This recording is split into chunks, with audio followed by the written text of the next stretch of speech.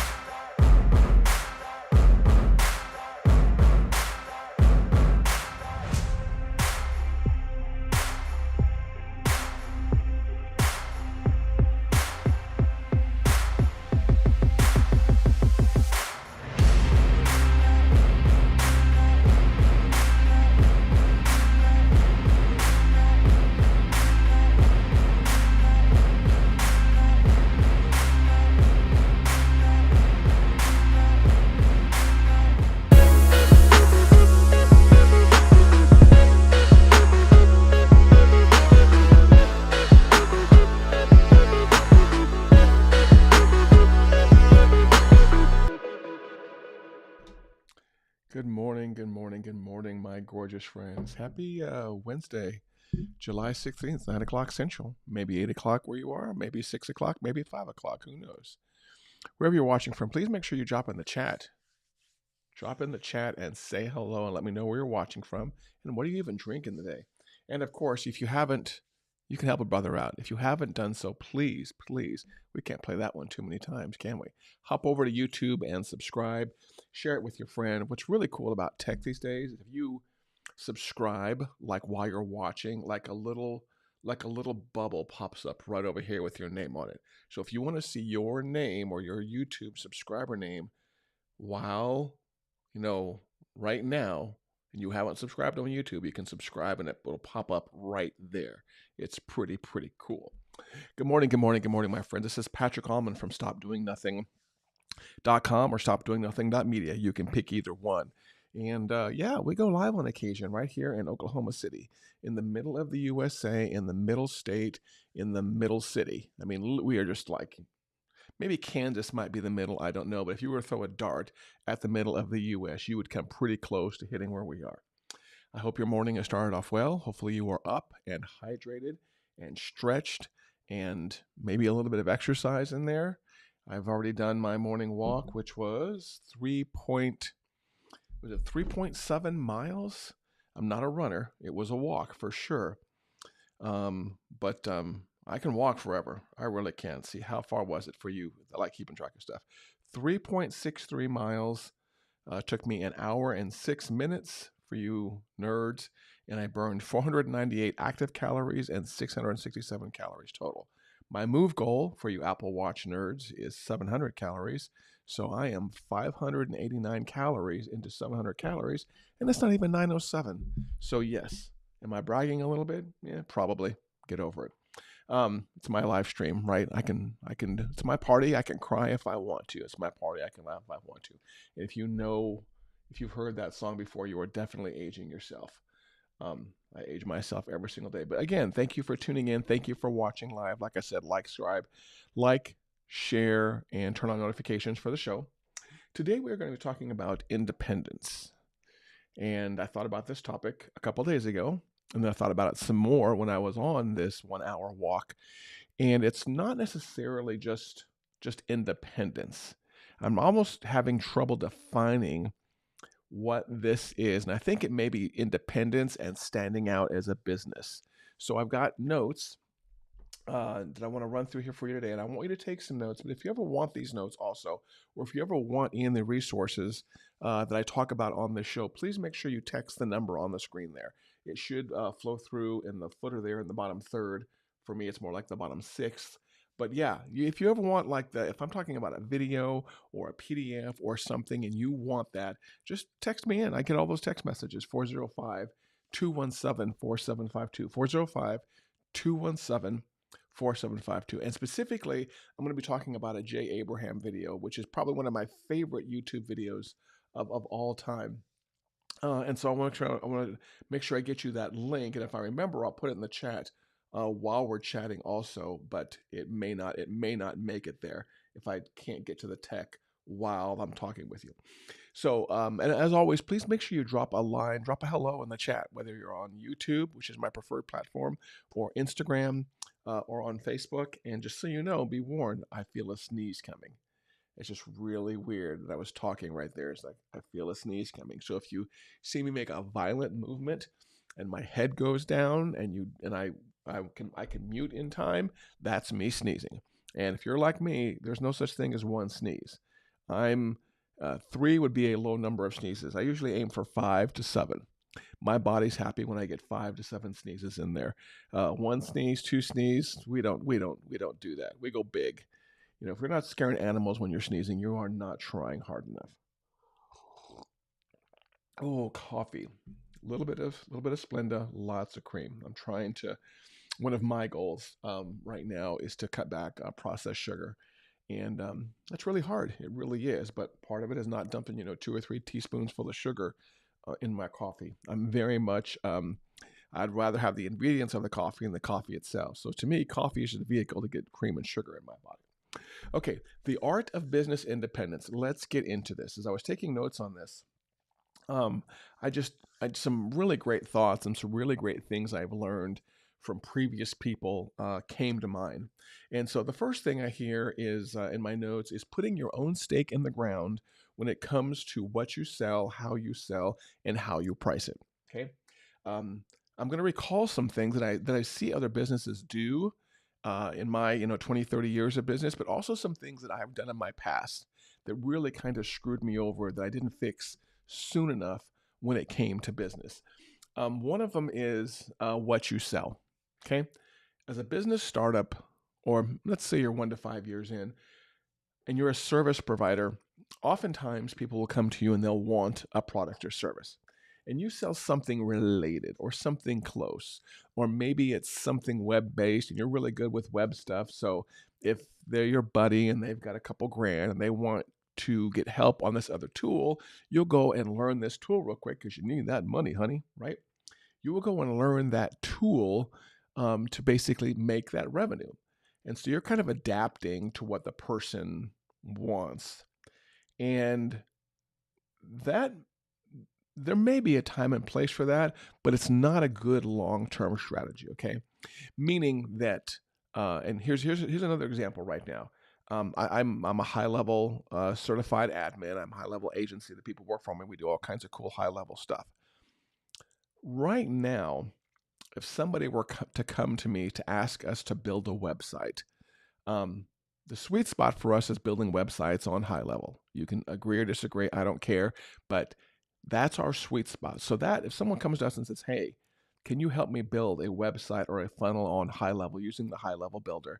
The answer is going to be 100% yes. If someone comes to me and says, "Patrick, can you build us out a WordPress website?" The answer is going to be yes, but we'd rather do it on high level because it will be cheaper for you and you will have some more benefits to it. So, not right. It's not right in our sweet spot, but it's pretty close on the periphery right now, right? If someone came to us and said, "Patrick, I want to build out a website on Shopify. I want to build out a website on Squarespace. Patrick, I will pay you $10,000 to build us out a website on Wix." $10,000 is a lot of money. So that one I may have to address. But those are not our sweet spots. And when someone's dangling money in front of you, it's tempted to kind of get outside of your sweet spot a little bit and go do that other thing because you want to please everybody and this is a good friend of yours and they've got lots of money and but you're not kind of keeping true to what you do. Or in my case, I wouldn't be keeping true to what we really do well, which is high level websites. Now, I think a case can be made for if the money is big enough and the project is good enough that maybe take the work and act as like the project manager or the strategist. Okay.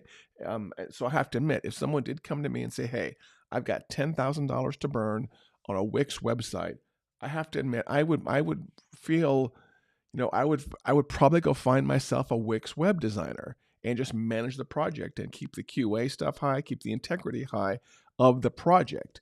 But for the most part, when people come to us and they want things that are outside of our core services, and these days it may be, I want to do a new HubSpot rollout. Nope, sorry. We do high level rollouts. I want to do a class in Pipedrive. Nope. Patrick, I want you and your agency to help us roll out Zoho across our company. Nope. Sorry.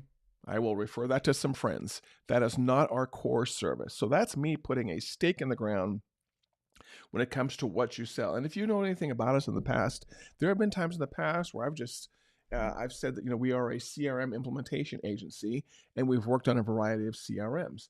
When I did that in our company history, it actually did help us a little bit, just narrowing down to the kind of products we work on. And when you narrow down and when you niche down, you can charge more. Okay. This is a business lesson that we have to repeat every single day, but it's 100% true. When you niche down, you can 100% charge more for what you are selling. So somebody who specializes in Wix web design can charge more for someone that says, "I will build you any website, any place, anytime." Okay, that's 100% true, 100% true. And then when I lock down even more so and lock down to a particular product, and these days, like I said, we used to do HubSpot implementations. We used to do Infusionsoft implementations and Keep implementations and Pipedrive implementation. These are all CRMs I've been certified in. Ontraport, implementations. These are all CRMs I've been certified and trained in. And I personally have been able to make all of these CRMs dance, especially on the automation side. But 3-4 years ago, we locked down, we committed to one CRM. My team and I are really, really good at it, and we can charge premium prices. And it makes it so it's easier for us to have sales discussions with people, okay? It makes it so it's easier for us to talk to people and for us to easily qualify. If someone schedules an appointment with us, and they get on, and in the first 5 minutes, they're like, "Hey, dude, we saw you were really good at CRMs. We want you to roll out HubSpot for us." I'd be like, you know what? I'm not a good fit. Let me refer that to somebody. Okay, so that's you putting a stake in the ground about what you sell. How you sell it is another way. Okay, that was part of the sentence I said there. How you sell it is another way. And by how you sell it, I'm talking about, your sales process, the conversations you have when you get in the phone. Oftentimes, people that are pretty early on in business, they will get on the phone and the conversations kind of hem haw around, and you eventually get to things like requirements, and you eventually get to things like pricing and project scope and things like that. If you want to be a more independent business, a more professional business, and a more preeminent business, then one of the things you will do is kind of have an outline of a structured sales conversation, how that goes. Okay? When you have an outline and a predictable conversation, it makes it easier for both sides. Number one, it shows the prospect that you are a professional. It shows that you know what you're talking about, and this is not your first sales call of the day, week, month, or year. Okay, but it makes it easier for you because there are certain things you always want to have in a sales conversation to make sure you have the information to scope it right. Who are the key decision makers? How many people are going to be involved? What's your other tech team? What other products do we have to integrate with? These are all things that I have in my structured sales conversations these days. It's not a perfect outline, but I do have, like, this is what I want to talk about. This is what I want to hear about. Are we here? These could be potential roadblocks. Now that we know what we want, here is a order of magnitude when it comes to consulting or when it comes to hosting your project on our platform every month. Okay, and so that's kind of the how you sell it. And then the last part of the sentence here is how you price it. Okay, and this is, we don't like to talk about money. We really don't as human beings. I don't know why. I don't know if that's just a United States thing, but we just have a real issue sometimes talking about money. And when you're a startup business or pretty early in your phase of in your business maturity, oftentimes you'll get on a sales call with someone. You guys will talk for 10 or 15 minutes, and the person will say, "Oh, okay, how much is all this going to cost me? How much is all this going to cost me?" And that's always I'm not going to say it's a dangerous question, but it can put you as an entrepreneur, it can put you in the mode of fear because, once, you obviously, when you're early on, you want every single project, but it can be very dangerous because, once you mention a price, that's usually when you're going to get the go, no go decision on a project. So if somebody comes to you and they want a web design, and you say, and you're like, sometimes I charge 3,000, but I really want this work. And, I know this person has a low budget, so this is always a really good response. Wink, wink. It's not a good response. So how does 1,500 sound for a website, sir? Don't. Okay, there's a couple of problems with there, and I just made that up. But there's a couple of problems with what I just said. One is you're not asking the client the price. Don't ever ask somebody if what you want to charge them is okay. In the process of negotiation, that kind of question may come up. But when you're first pitching somebody a price to sell them something, don't ask them if the price you're offering is okay. It's your price. Stick to it. If you were to look in my back end and my notes these days, I have certain fixed prices for certain things, or what I call like certain starting points. Websites maybe this number 1,000, whole CRM rollouts maybe this amount of 1,000. Now, can those numbers be negotiated? Yes, but not out of the gate. I'm not going to tell somebody, is 5,000 okay, Mr. Client? Would you be willing to pay me 5,000 for this? No. Be willing to have structured services and prices, and be willing to stick to those. And I learned this from another lady, and I can't think of her name right now. And if you're one of my NSA friends, you're going to know who I'm talking about.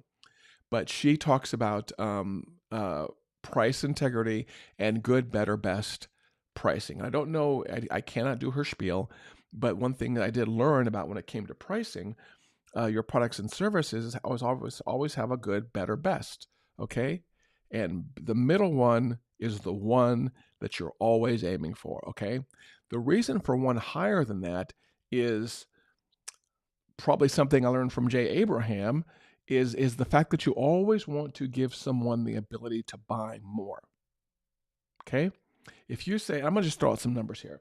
If you say that let's say your base price is $2,000 for a project of whatever, it doesn't matter. Okay, your base price is $2,000. Okay, even if you don't think anybody will ever buy it, if you have a middle kind of a base price of $2,000 for what you do, make sure you also have a $4,000 or a $5,000 price level, and figure out what you can put in there to blow them off their feet.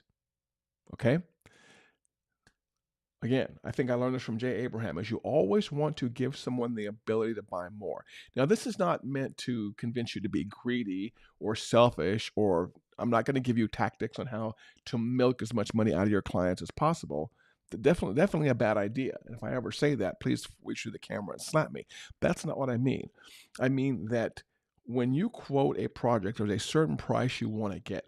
However, there are going to be times, and I promise it will happen. It has happened to every single person I've given this advice to. There will be times where somebody comes in and their requirements match your middle main price, your $2,000, but they may have some other things they want to do that they've never told you about. They may have other projects coming up. They may want to work with you long term. You want to show them that you have some other premium price products and premium services they can buy into. So for example, again, using the $2,000, let's say it's for a web design.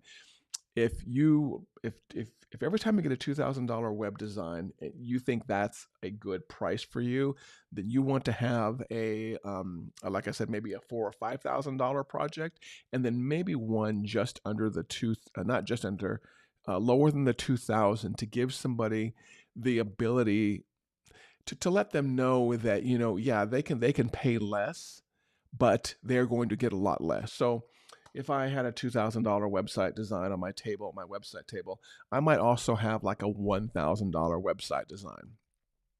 And the $1,000 website design might be, you get these 5 pages, you get a header, you get a footer, you get stock media, yada, yada, yada. I mean, you get the very basics, something you can crank out really fast, almost a template wise.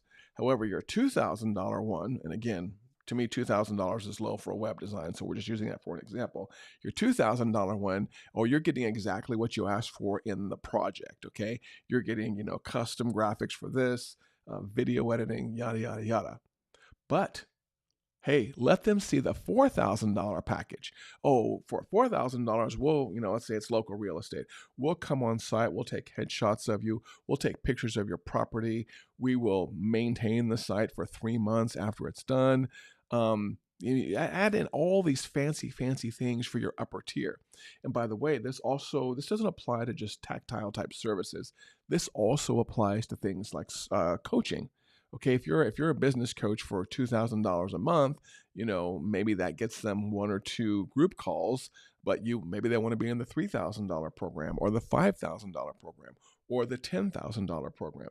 So this gets back to what I was saying about putting your stake in the ground when it comes to how you price your products and services. Make sure that you have obviously a price that you will never go below. And then in the world of pricing, you want a good, better, best. Actually, it's not even like good, better, best, because that implies that the lower one would be good.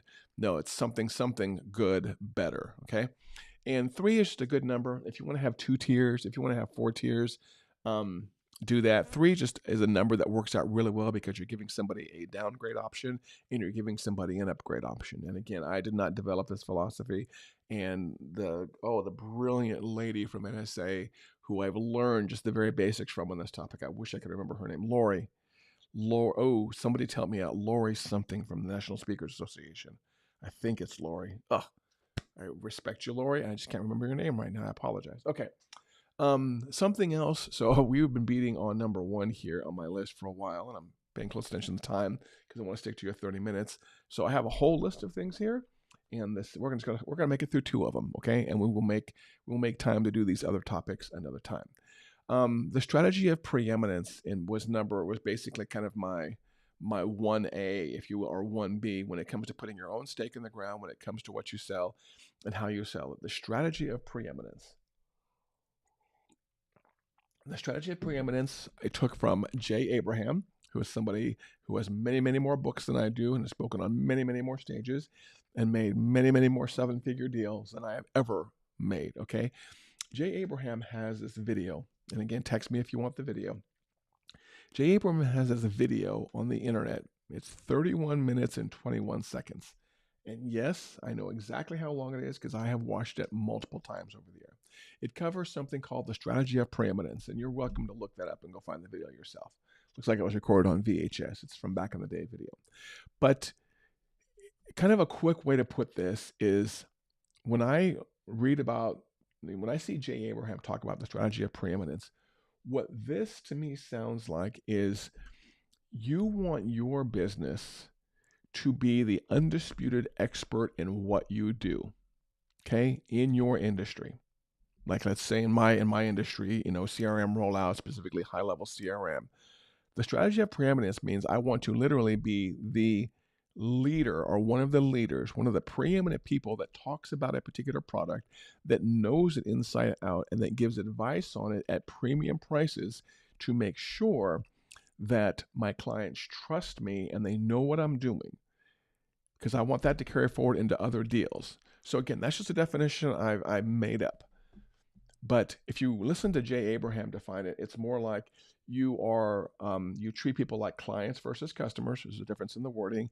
And you are the undisputed person, the undisputed authority that's going to give them advice, not just information, but advice on how to do things better, okay? You're not going to let them buy less than they should, and you're not going to let them buy the wrong thing. And you're going to treat them like a client versus a customer. Getting back to that real quick, there's a difference in mindset when you call somebody, or there should be, when you call somebody a client versus a customer, okay? A customer is someone who goes to Walmart, buys a pack of donuts, scans it, walks out, and they're done, okay? A client is more of a long-term relationship. A client is more of, I am your undisputed expert on a topic, and if we work together right now and we don't talk with each other for 6 months and we come back, I will still be the undisputed expert on that topic. And again, these are some of Jay Abraham's words here. Some other ways to be preeminent are, I am going to give you advice, not just information, okay? Information is, telling somebody, yeah, we can design your website. It's going to have a footer. It's going to have a header. It's going to look great. We need to get this project started as soon as possible, okay? Advice is, this is how we should do it, and this is why, Mr. Client, okay? I am the undisputed expert when it comes to website design and SEO, and I'm going to tell you, this is how we should structure the header. This is how we should structure the body. This is how we should do the copy. This is how we should do the SEO, Mr. Client, because I am the expert on this, and I want to make sure that you get the best value for your dollar, okay? So there's a difference between giving information and advice, and Jay Abraham is very clear on that also. Using your most trusted advisor or fiduciary. And fiduciary is usually a word you only see inside the world of finance or insurance. And I'm not even sure exactly what the definition of fiduciary is. Let's look it up. Let's look it up live, because I don't want to get the definition wrong on this. So what I'm going to do?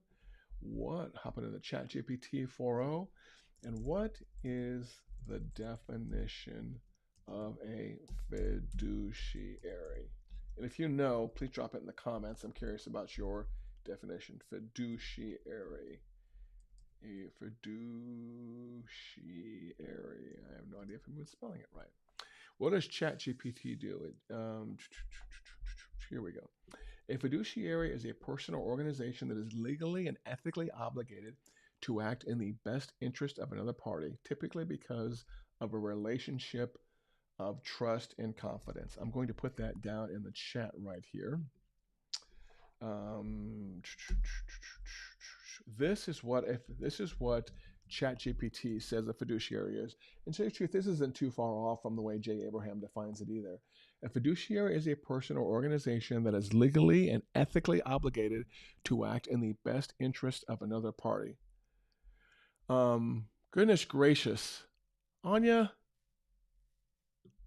how did you know that? How did you know that? Goodness gracious, lady. How did you know that? I got a text from a friend of mine. I got a text from a friend of mine who gave me the answer. Lori Guest. Goodness, I'm just kind of baffled right now. Okay, back to the definition of a fiduciary. A personal organization is legally and ethically obligated. So what that means is you aren't just someone who's there to give them advice in your best interest. You are there to give them advice in that is in their best interest for their business and their oh goodness gracious, I'm kind of verklempt all right now. Sorry. Your job is to basically do everything in their best interest, not the best interest of their competitor, not the best interest of the industry, and not your best interest right there. Okay. That's what a fiduciary is. Okay. And Jay Abraham uses this thoroughly. And again, if you want to know all this, do yourself a favor, go out and find the video, The Strategy of Preeminence by Jay Abraham. It's kind of like I said, it looks like it was filmed a little bit on VHS. It's 31 minutes and 21 seconds. Okay, that's how you know you have the right video. Take notes on it, and if you really want to kind of dig deeper into the topic, run it through Notebook LM. I actually did that earlier this morning too. That's one of my, I'm typically like a ChatGPT kind of person. People have been trying to get me to be more of a Claude kind of person, but I have Google Workspace. I'm already using Google to generate my hero images. Mr. Playmaker, if you haven't seen Mr. Playmaker, watch my Facebook timeline. He's all over everything. Goodness, what was I going to say? Goodness, I lost my train of thought there for a second. What was I talking about? Oh, excuse me. Notebook LM is a really good AI tool for summarizing information. And it's really good. There's two things it does. I put YouTube videos in there and I pull out and 5 documents come out. 2 of them are my favorite ones. One is a mind map. I'm a big fan of mind maps. And so I put in Jay Abraham's video inside Google Notebook LM, and it drew me a mind map of his topics, which a mind map can almost kind of be a quick way to scan a book, if you will. Okay. It just kind of gives you, like I said, the outline of the topics. For those of you who have used tools like MindNode or other charting tools where you create mind maps, it creates brilliant mind maps. It creates 4 other documents, but my favorite one is it actually takes the content of a video and basically it builds like an FAQ or a Q&A out of it. So it's like if I open up the Jay Abraham one in the Notebook LM today, let's close that. One of the notes that it produced for me is, let me see, it produces the Strategy of Preeminence, a study guide, the Strategy of Preeminence, a briefing, the Strategy of Preeminence, a blueprint for trust, and the Preeminence Strategy, advancing beyond transactions. So the study guide one is really, I think it's the study guide one. Yeah, there's a quiz. So this is trippy. I put this video into Notebook LM and it created a quiz and Q&A. So for example, what is the fundamental shift in perspective that the Strategy of Preeminence demands from businesses regarding their clients? Explain why Jay Abraham prefers the term client over customer. We were talking about that when referring to those who purchase from him. Besides paying clients, who are the other 2 sets of clients that the Strategy of Preeminence identifies, and why are they considered clients? Okay. What is meant by fiduciary responsibility within the Strategy of Preeminence? Provide a brief example. Okay. So in addition to all the summary documents it gives me, it actually gives me a quiz and the quiz answer key. So Jay Abraham, before he did his talk, or Jay Abraham in a future talk, could run his own video through this. It gave me 10 questions. Number 10, explain the principle of being the most interested and its connection to being the most interesting within the strategy of preeminence. This is freaking gold. So this is only one of 4 documents it creates. Like I said, Notebook LM created the mind map for me, which I love, a study guide, a briefing guide, and a blueprint for trust and advancing beyond transactions. So Notebook LM is very quickly becoming my favorite AI summary tool. Unfortunately, Notebook LM cannot join my meetings yet. I use ClickUp for that, for my AI note taker. So, but yeah, I will record like YouTube videos, or I will record Zoom meetings. This is my actually Notebook LM is my backup to when my AI auto note taker doesn't join my Zoom meetings. Is I will just hit record, and after the Zoom meeting is done, is I will take that MP4, drop it into Notebook LM, and I'll get some killer summaries out of it. I really will. So I don't know how I got from Jay Abraham over to Notebook LM, because I'm obsessed with Notebook LM right now. But please do me a favor, and I've recommended this in lots of keynotes I've given and lots of business talks I've given, is go watch this video, The Strategy of Preeminence, especially if you're a startup business or really one that's been in business less than 5 years. And when I say watch it, I don't mean like put it up in a window and go do some web design work or some editing work in the background. I mean, watch it and take notes. I would suggest watching it and taking notes the first time, and then later come back and possibly run it through something like Notebook LM to give you an outline of the topics. Okay, such a good video. I probably could have talked half an hour on his half-hour video. What I should do at some point in time is take clips from that and talk about them while playing the clips down here right underneath my face. Okay. I kid you not, in my notes here on my iPad, which is running for you Apple nerds, I'm actually running the beta of iOS 26 on my iPad. I actually had 7 bullet points I wanted to cover them, and 8 bullet points, and we only got through 2, which will remind me that, Patrick, you just don't know how to shut up sometimes. So number 1, I talked about putting your own stake in the ground when it comes to what you sell, how you sell, and how you price it. And then that kind of did a segue into The Strategy of Preeminence by Jay Abraham. Go watch that video, 31 minutes and 21 seconds. It will change your life. No time to watch it. Go get the YouTube video. Go use some website, which I would never advocate, to suck out the MP3 and whatchamacallit, and listen to it on the go. Drop it in iTunes or Apple Music and listen to it on the go. But please listen to it. It has changed the way I saw this like 10 or 15 years ago. Just changed the way I think about and how I run my business. 30 minutes, 37 minutes. Look at that. Come and gone. Time to pop off. I've got half a cup of coffee left, which is really, I've drank 1.5. There's 1/2 here. This is kind of cool. Automation is my superpower. I got this from a company called Mailbox Power. Automation is my superpower. This is in their welcome kit. What's the most important part? Nobody in my family can grab the wrong cup. Not the cats, not my daughter, not my wife. It's my cup, and nobody can use it. Man, getting away from that sugar habit's going to be hard. Coffee with just cream. Blech. Thank you for watching. Whether you watch 5 seconds, 5 minutes, or 5 hours, I'll remind you also, please make sure you hop over on YouTube and subscribe and turn on notifications. It really helps me out. And if there's a topic you want me to cover, whether it's strategic, tactical, whatever it is, philosophical, drop it in here. I won't necessarily have all the answers, but hey, it gives me a good chance to find an expert, interview them for you. But as always, thank you for tuning in. Thank you for watching. Let's go out there and kick some ass today. Okay? Have a good day.